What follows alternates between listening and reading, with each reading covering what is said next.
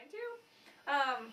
I would say, I mean, this is sort of Yeah. leading into the thematic, but Yeah. it's an artistic book. Oh, yeah. You know, Revelation, John sees everything. Mhm. I don't know how many times the word see is in Yeah. there, but it's in the 60s where he sees this, he sees that, and he's using images from the past in new ways. You know, this is an inherently creative book. Yeah. Inviting communities today to look at old images and try to think, how could we? Yeah. Okay, let's go into the stories. So let's hit the first image. Okay, so the first image is in the first chapter, and I kind of think of this as like John of Patmos' call story. Yeah. Yeah, where he sees Christ, and this is where we get so many of our artistic interpretations. Like, this is kind of where I get Sword mouth. right, but also where we get the white Jesus. Like, because it says that his head was white, his hair was white, everything was white. His robes were white. So I think that's where we get the idea of Caucasian Jesus. But really, an albino Jesus would be a much more a glowing, yeah, you know. alien light bulb Jesus, irradiating, with a golden sash and bronzed feet, as if from the refiner's fire. And I love that they say that right at the start, because it foreshadows that all this destruction is the refiner's fire. Yes. That it is purifying, it is not destroying. God's creation is never destroyed. No. God's creation is restored, so that the end of the book, Revelation, mirrors the beginning in Genesis, where everything is made tov or good. Yeah. It's. Yeah, Anyway. it's good. And he says, and Christ says, "Do not be afraid," but and it's kind of scary because you have the double-edged sword. See, I love that. Like too. the sword out of his mouth. You know, what is the sword out of his mouth? This is the Word. He is the living Word, and this is the Word of God.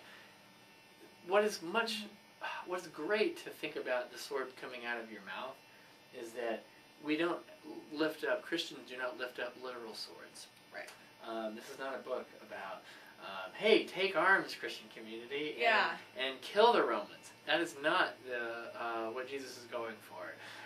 But it is the sword that discerns truth, and gives this sense of personal inward, a kind of sword that cuts through lies, and deception. Right. And Jesus says, "Do not be afraid," and commands John to record everything that he sees, which is nice. I think like these might be the only like directly spoken words. Yes. Like where he sees everything else. Yes. And it's the only kind of revelation. I mean, this is the resurrected Jesus. There are a couple of appearances, you know, in the Gospels, like with John, and then Paul has one. But here, Jesus is actually speaking and appears, so it's very unique. Yeah, it's very interesting. So that's the vision of Christ. I think in so many ways it sets the tone for the book, with the seeing, the refining, the exposing of truth, kind of hacking away lies. Yes. With the sword, and the overall, the gleaminess of Christ, the cleansingness, because white is always this color for joy, love, peace, like all the good things in the world, is white. That sounds so culturally racist. So next, you know, the structure of the book. It's a series of well-ordered visions. Yes. And this also kind of harkens back to Lamentations, where they cared so much for the order of the language because they were in such turmoil. And I think that's what we have too. There's such suffering. So we end up having seals. First we've got, 7 seals. And he's eating the scroll, just like we go back like to... a seal? No, you know, 7 seals that close a scroll. And then after the 7 seals, I think we've got 7 trumpets, and after 7 trumpets, we've got 7 bowls of wrath, and so it's ordered, you know, and the book follows this nice ordering. So all of this chaos is happening within this, you know, incredible structure, and it gives you the sense that God is in control when it feels like everything is not. A really important image is in 7 that I want to lift out to you. So nice. It is, and we're talking about kind of of salvation, and you know, so before all of the really hard and frightening visions occur, is a word of comfort and salvation. And 144,000 is named out of the tribes of Israel. And basically it's what, 12,000 from all the 12 tribes. And it's important numerologically. These are perfect numbers. And that's a way of saying that all of Israel. It's a complete number. It's a complete number. Perfect means thoroughly done. So it's all of the tribes of Israel are saved. And then, and this is so beautiful, before the throne of God comes how many people from all the nations, Nicole? Innumerable. Countless. As Nicole said, to me a little bit earlier, if God can't even count the number of people before him, who are we to try? Yeah. And so before we even get going, John has this vision of all of the people whom God has gathered. And it's a perfect number, and it's an innumerable number. It's and more than perfect. Yeah. And again, it kind of goes back to that, what we talked about in 1 Peter, where hell here is destroyed. This is what's the vision of what is being destroyed. And it does certainly say that folks who persist in cruelty and in terrible, violent behavior, they will not be in the courts where the tears are wiped away. But since hell's destroyed, there's this... It's like they hang out at the gates.